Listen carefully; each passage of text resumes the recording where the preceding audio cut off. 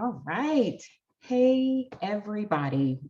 I'm so excited that we have today with us Michele Thorne from Food Slang. I just have a quick story. I was in search of a sugar story on a podcast and came across her work. I was so drawn in by her work and what she talked about, and just really helping me to understand a little bit more about the sugar industry, that I have become a real patron of her work. So I stand behind her. I love her work, her podcast.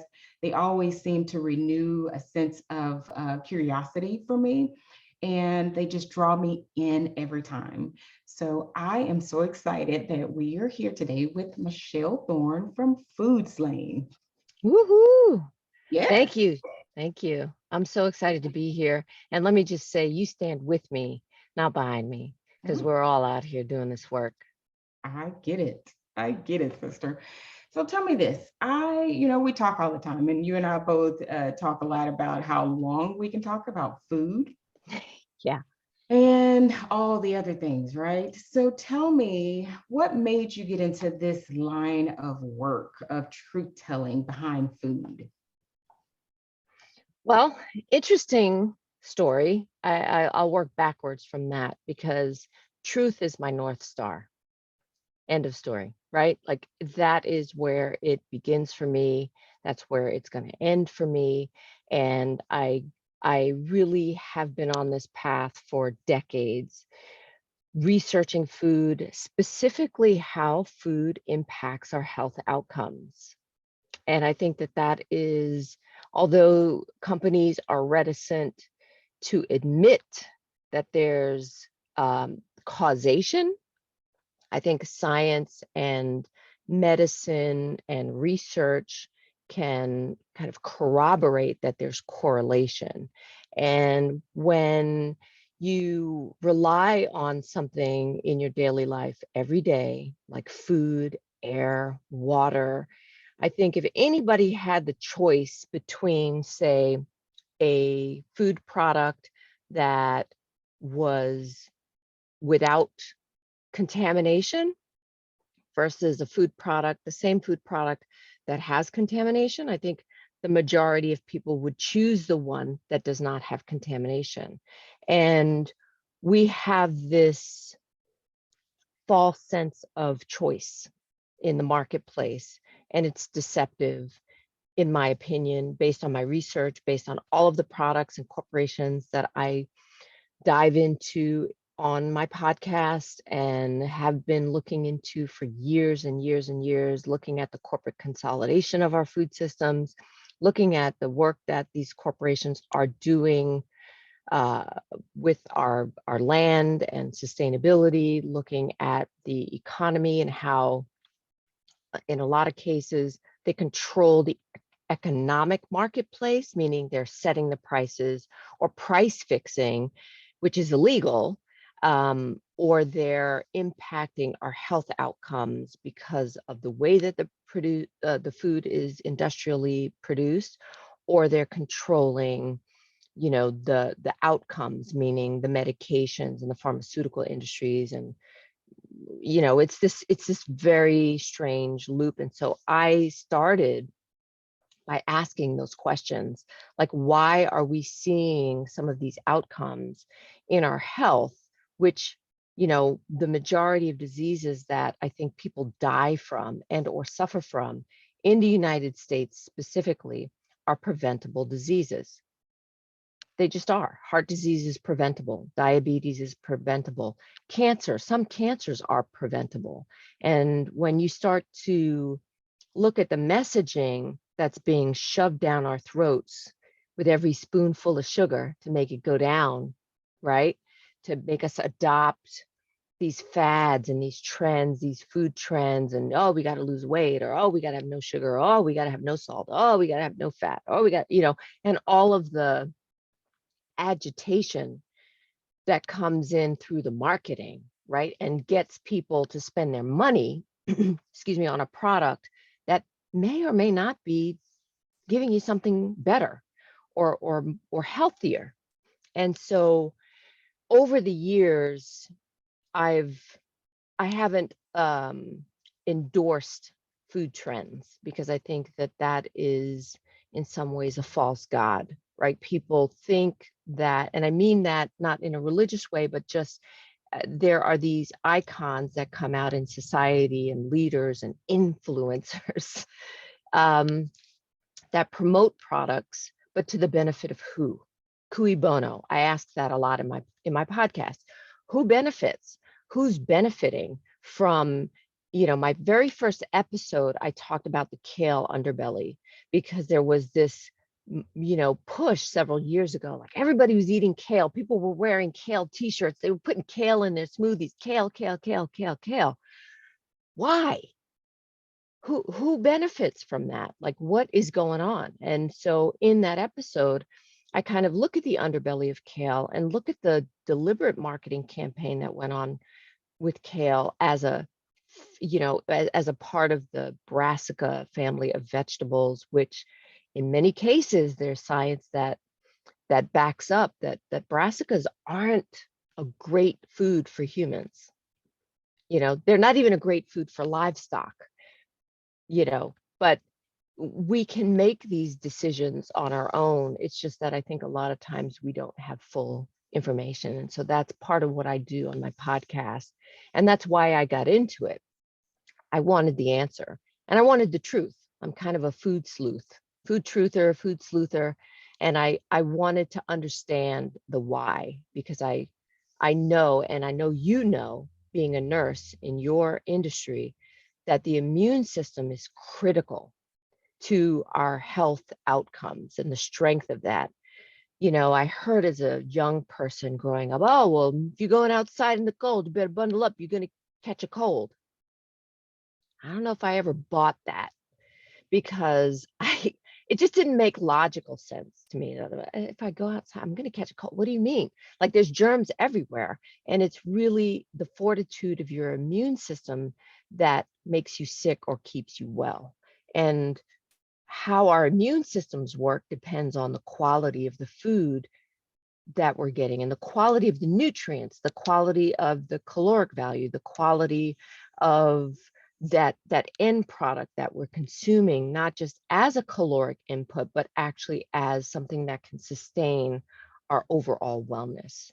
So hopefully that answered your question. But I got into it as a result of wanting the answer, and it was circuitous, and it still keeps weaving me around.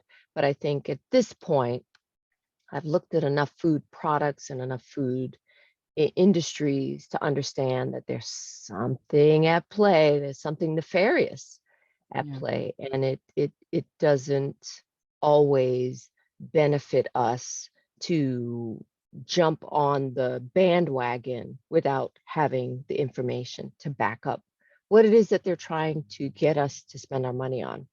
Yeah. So you know me, I'm going to kind of bug you about sugar. Yeah. So, I think you've done like extensive work on like the artificial sweeteners and sugars that are out there. What are your thoughts about those?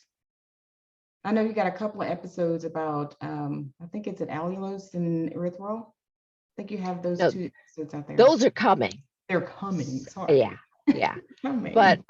I did a sugar substitute, which is so I did the original sugar episode, and then I did the sugar. I'm trying to remember. Gosh, what was that episode called? It was about the manufacture of this low calorie sweetener, right? And what I discovered in that episode was mind blowing to me, because a lot of people, oh, it was stevia, right? For years, I've been hearing about stevia, stevia. Everybody's got to, let's get on stevia because sugar is so bad for you, which I don't, now knowing what I know about stevia, I'm not sure that I agree that sugar is bad for you. I think that an overconsumption of sugar is bad. An overconsumption of anything can be bad. It can have negative consequences. But I think in the landscape of all of the sugar substitutes that I've researched, You know, sugar and honey are probably some of the best. You know, if you have to have sweetener, you might as well get the purest that you can get. And I would say, from a personal standpoint, because I do purchase local honey from a local producer where it, you know, it has the medicinal benefits and all the good stuff that's still in it. It's not refined, it's pure local honey, which has so many wonderful benefits to it. I would say is probably my best option for sweeteners. If you have to have sweeteners, I would say local honey is the best. So what's up with stevia? Oh, well, for those of you who haven't listened to that episode, I strongly recommend that you go to foodslane.com and listen to the stevia episode. Stevia is really interesting though, because it is a plant product originally. And it's been grown in South America and Central America for a long time.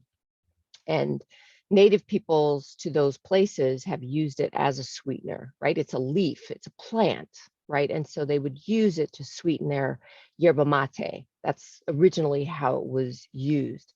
Now, stevia is a manufactured product, and it's manufactured by the worst corporation in the world, Cargill.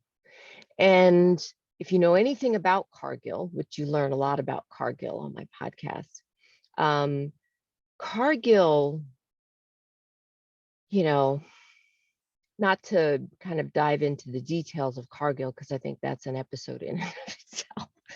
But Cargill is a major global corporation that is now manufacturing stevia. And what they're doing is they're actually creating a fermented product. So they've industrialized the production of stevia so that the new stevia that they're creating doesn't have this aftertaste, which stevia is well known for, to have this kind of, you know, aftertaste that a lot of people don't enjoy, right? It kind of has an aftertaste like Sweet and Low or Splenda would give you if you've ever had any of those sweeteners, which I don't like that aftertaste, so I never adopted stevia. But once I learned about stevia and its manufacture, because it's an industrially produced sweetener, so they're trying to manufacture it in a way so that it tastes better, so that they can market it to us as consumers as a no sugar substitute, which on its face sounds deceptive. That's just my opinion, but you know, they can put it in millions of products. In fact, it's already in millions of products. And like every day, it's finding new markets, new products for those of us who are seeking low or zero sugar products. And, you know, the jury's still out on like the long-term impacts of stevia, but I can tell you environmentally, it's not favorable. Economically, it's not favorable for us, you know, as consumers.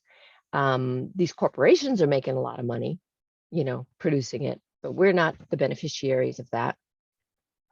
And because we're not really being told about the scope publicly, we're not being told about the scope of its distribution, its presence in our food supply chain, because it's kind of disguised as a no sugar or zero sugar substitute. I think people have the right to know what's going into their food supply because it's going into your body. And you only have one of those, you know, in this life. And being able to understand the impacts of that so that you can be a proactive participant in your in the wealth that you create through your health, right?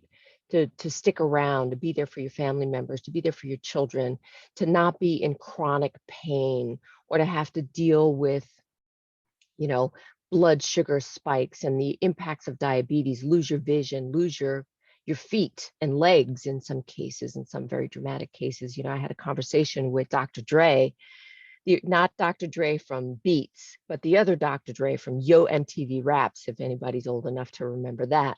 Of course. But his story, you know, I bring up his story because He was overweight and he was part of the hip hop industry, which, the food culture back then in the 90s, it wasn't, you weren't cool if you were eating vegetables in hip hop for whatever reason. And, he ate himself into a situation where he lost his vision, which is, you don't really get it until it's gone, and how not being able to see your family, your friends is impacted by what you choose to put into your mouth every day, how that can impact your future and your future wellness, your life, how you move in the world, your vulnerabilities, how you generate income for yourself. Like, I mean, it's all tied up in there. And I think that these food companies have a responsibility to us as consumers to give us the full story. But again, we come back to cui bono. If they tell us what they're doing, are we going to purchase from them? We have power as consumers because without us, they can't make the millions of dollars that they make, and billions and billions and billions around the world. They can't. Yeah. So we You have the power to choose. you know what this is why I love your show, is because I've recognized that the companies are not going to tell us what's really in the food, but your show tells me what's really in the food or what's going on behind the food. And I realize that that takes a certain type of awareness, or you've got to have the time.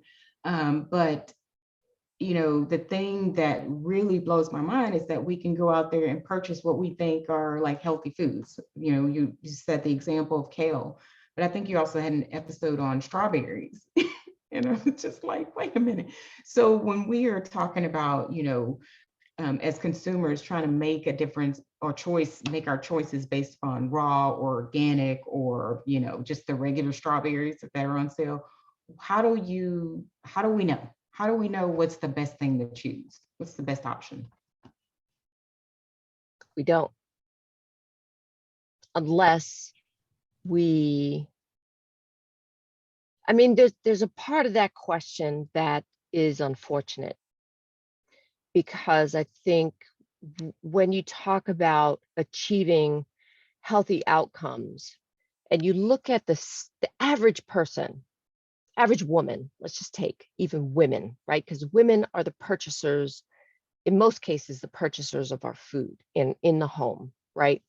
We're making those decisions. And so there's a lot of messaging that comes in to our brains every day, all day long, that says, you're not good enough, you're not pretty enough, you're not healthy enough, you're not this, you're not that, you're too busy, you're that.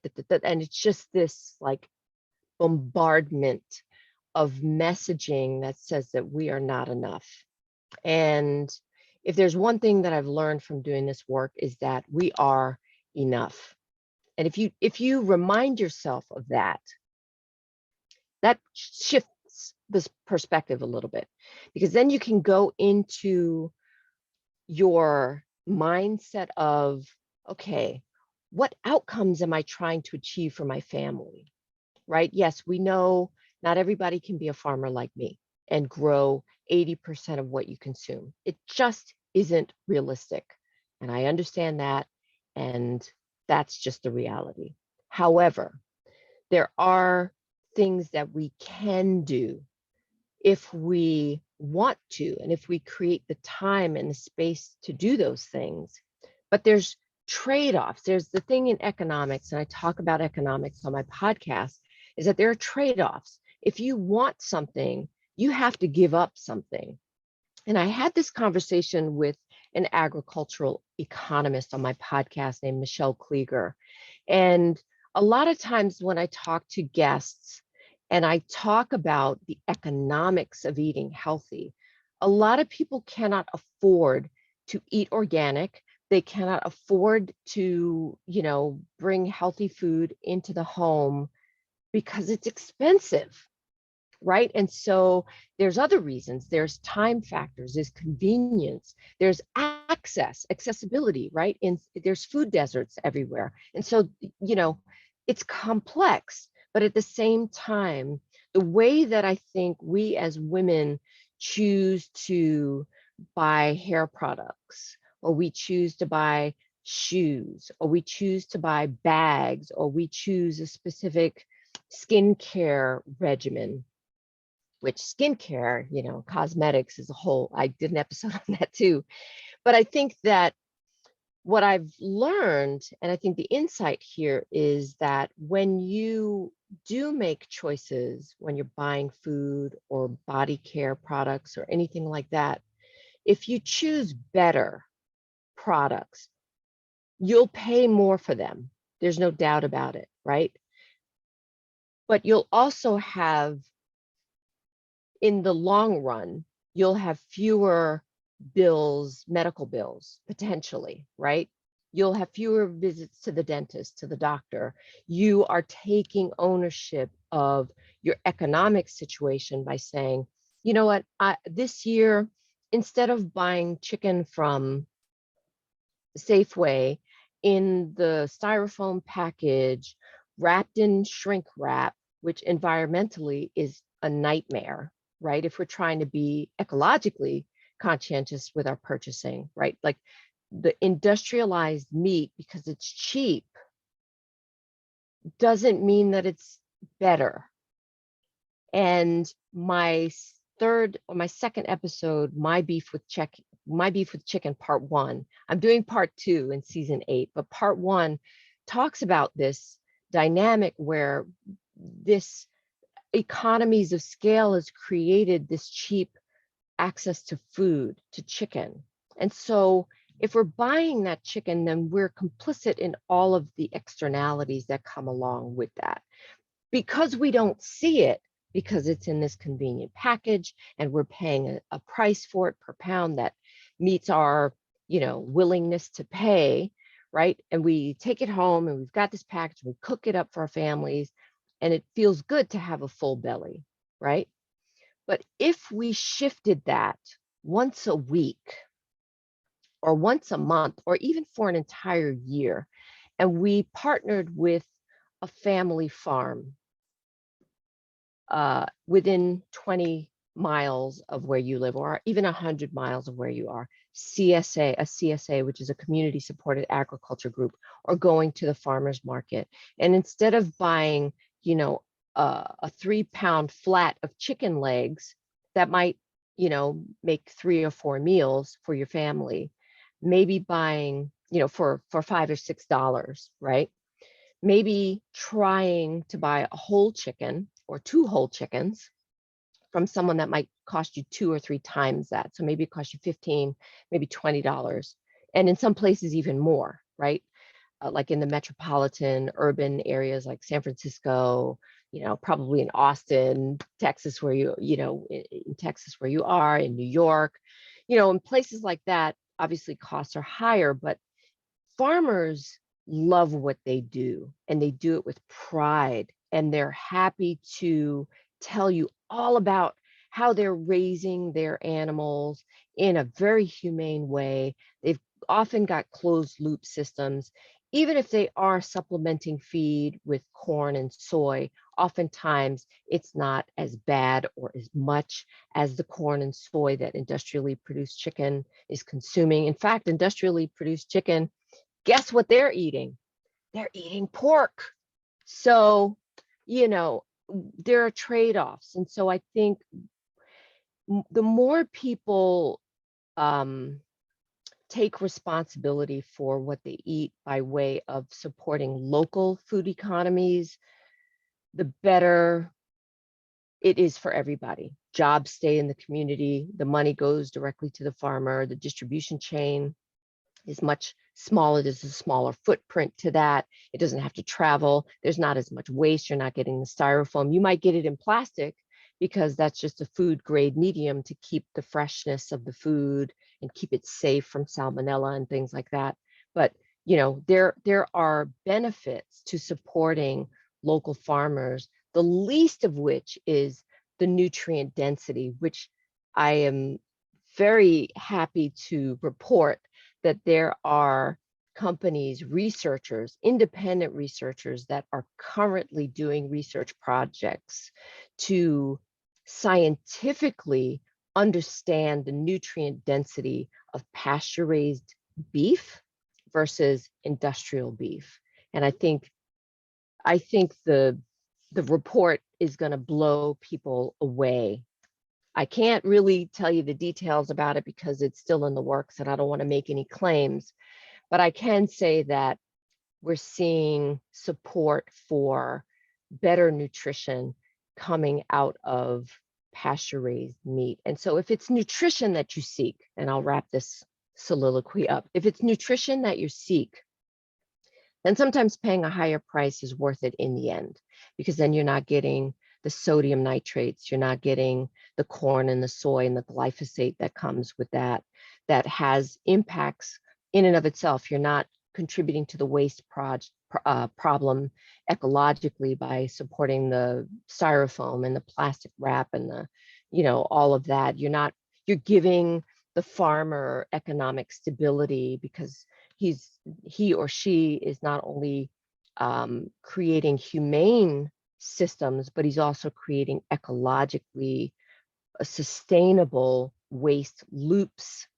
He's not contaminating the local rivers and the local water supply. And I mean, I could just go on and on and on, that a lot of these externalities we don't have a scope about because we don't have to look at that chicken in the face, right? We're not connected to that in that way. But when you purchase from a farmer, that farmer is and could tell you the story of that chicken and is so proud to share that with you. And even if you went in with a bunch of friends in your community to buy a quarter beef, a quarter of a whole steer, it's a couple 100 pounds of meat, but it'll fill your freezer for a season, and it's just as economically priced in the market as what you could get from the grocery store without all of that other stuff coming along with it. Yeah. You blow my mind because, when I talk to you, Michelle, I swear I just have pen and paper and I'm writing, but, you talked about you grow about 80% of what you consume. I try. So here's my thing, you make it sound easy. Let's go ahead and put that out there because I have tried my little tomato plant and my tomato plant did not make it. Yeah. So where does one start with just ground zero? I want to try something at home. Hey, baby. Sorry. Excuse me. That's okay. No, I get that. I'm glad it's not mine.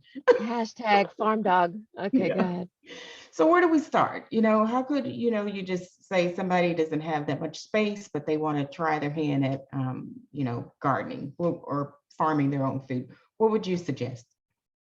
I'll tell you how I started. Yeah, go for it. Back in 2012, I purchased a boat in the Bay Area, California, and I lived in a marina for 5 years. Best decision ever. It was paradise. And while on that boat, I found in the parking lot, I found a fish tank that somebody was throwing out. And a couple of pots. And I was like, I wonder if I can grow food on my roof deck. And I did. Prior to that, I was living in a basement apartment in San Francisco. If you know anything about San Francisco, the weather's foggy and cold in the summertime. And so it's not, it's not super great for growing hot weather crops, but it's great for all year round, cool weather loving crops. And I had a garden and I just decided one day, you know what, I want to try growing potatoes. It doesn't seem like it's that hard. And my son at the time was, he was, I don't know, maybe he was 12. And I'd had some old pants that he had, and I filled those pants legs with dirt and I popped some holes in the legs. I pushed some potatoes in there, and I grew my first crop of potatoes in a pair of old jeans.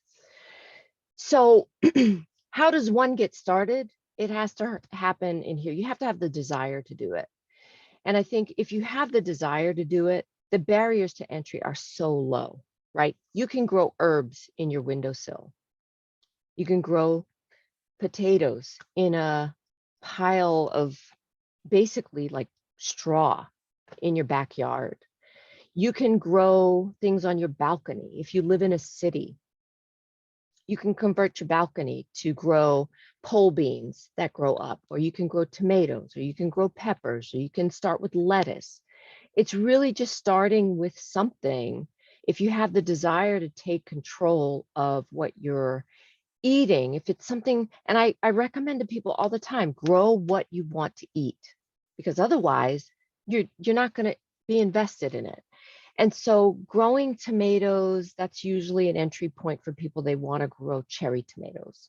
And it's fun and it's awesome. And it's exciting when that first little cherry little nugget comes out of the plant. You see the flower first, and then you're like, ooh, cherry tomatoes, and you can't wait for them to get ripe.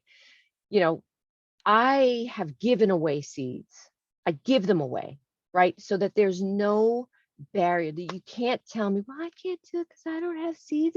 No, any one of your listeners, I'll tell you what, I'll make you a deal. You subscribe to the Fruits Lane newsletter, you tell them Sugar Mode Off sent you, I'll send you some seeds. No questions asked.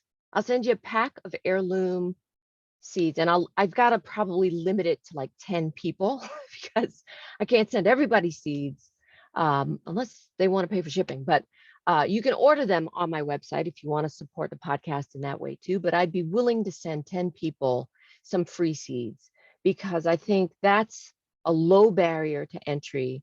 And it's a wonderful thing to be able to keep varieties alive, to grow things that you love, to be inspired by how easy it is to grow certain foods, but just remembering that although it is a lot of work to grow a lot of food, but if you have one or two plants that you're just starting with, and say it's peas or it's beans or it's tomatoes or peppers or something pretty simple, as long as you have some good soil, you have sunlight, you can water regularly, and you can keep it alive, during the season. You don't want to grow tomatoes in the winter because it's just really energy intensive to do that, which is why tomatoes are such a great summer crop. And I'll give you a little hint here that tomatoes as a crop, every tomato that you eat throughout the year is grown in the summertime, unless you're buying tomatoes from, the imports that we're making. So warm weather countries, you'll see a lot of tomatoes from Mexico, from Ecuador, from, those places, which I'm not saying that those tomatoes aren't good, but if you've ever grown your own tomatoes and you eat that first tomato, you'll never go back. So I caution you, like, don't get into it because you may not ever go back, And as far as like my consumption, I'd say, my first year really farming at scale, I probably grew about 400 pounds of tomatoes. And it sounds like a lot, but it isn't when you think about consumption. So then I have to think, well, how many plants do I really need to make tomato sauce, tomato paste, tomato jam, which is the bomb, or, peeled tomatoes, diced tomatoes, sun-dried tomatoes, like all of the things that the products, how many products can I replace by growing the inputs myself? Barbecue sauce, ketchup, I've made all of those things. Some of them successfully, some of them not so successfully. But I've tried it. And, you need to have the inputs, you got to have the time, you got to have the knowledge, to go to that level. But because I've been doing it for so many years that I've, made my mistakes along the way, but I've gotten to the point where I know what my inputs are going to cost me. I know how much I need to grow. I know how many jars of pizza sauce I need to make for a year. And that's just the commitment that I make to myself and my family to do that. And I realize not everybody has the willingness or the time or the skill or the equipment to do it. But that's another great reason to partner with people like me, local farmers in your area, where you can support them by buying these added value products. I'm going to go with this disclaimer. We should put that out there that you're also a trained chef, right? I'm just It's like, one of oh, the careers. Yeah. Michelle, really, girl? No, it's not about to happen like that. So I want to know so the best way for everybody to get in touch with you, let's talk a little bit about your podcast. How do they get in touch with you there, and your website and everything? So Food Lane on Twitter and Facebook. I'm not much on Instagram.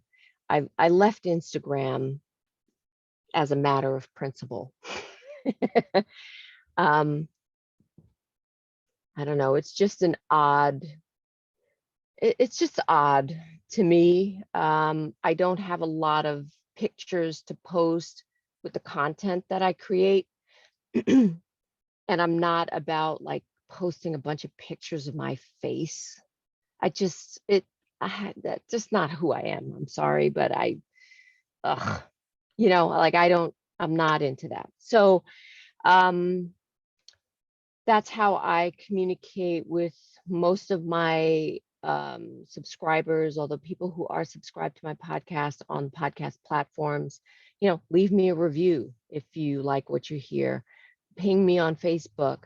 You can subscribe to the Food Lane newsletter, where I send out weekly communications when an episode comes out. And if you send me an email at info@foodslane.com, if you've got a question or you need help or you need resources or whatever, I'm happy to answer those things. Just let me know that Shun sent you. So I know it's not like spam or something.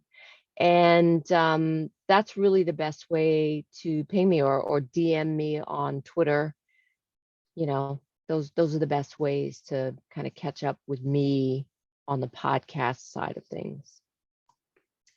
Well, I we could go on, because now you got me thinking about the lead in the lipstick. That Yeah. episode. I'm like, we could go on, but I'm gonna cut it off.